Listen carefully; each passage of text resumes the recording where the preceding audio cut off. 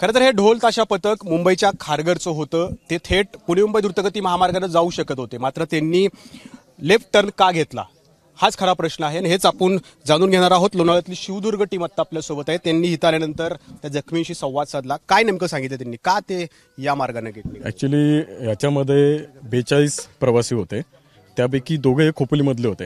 तर त्या दोघांना सोडवायला ही बस आतमधनं या घाटामधनं आली आणि त्यामुळे इथं अपघात झाला.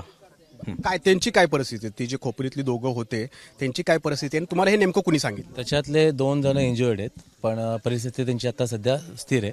त्याच्यामुळे त्यांना दोघांना हॉस्पिटलला घेऊन गेलेले आहेत, पण दोघांच्या दोघं आता व्यवस्थित आहे. हे नेमकं सांगितलं कुणी तुम्हाला की हे खोपोलीतले 2 जण होते? त्यांच्या प्रवाशांमधल्याच दोघांनी सांगितलं. त्यामुळंच जे खोपोलीचे 2 जण होते त्यांना सोडण्यासाठी ही गाडी जी आहे ती जुन्या पुणे मुंबई महामार्गाने आली आणि त्याच वेळेला हा भीषण अपघात झाला. या भीषण अपघातामध्ये 13 जणांना जीव गमवावा लागलेला आहे, तर 27 जण जखमी आहेत. एबीपी माझा, उघडा डोळे बघा नीट.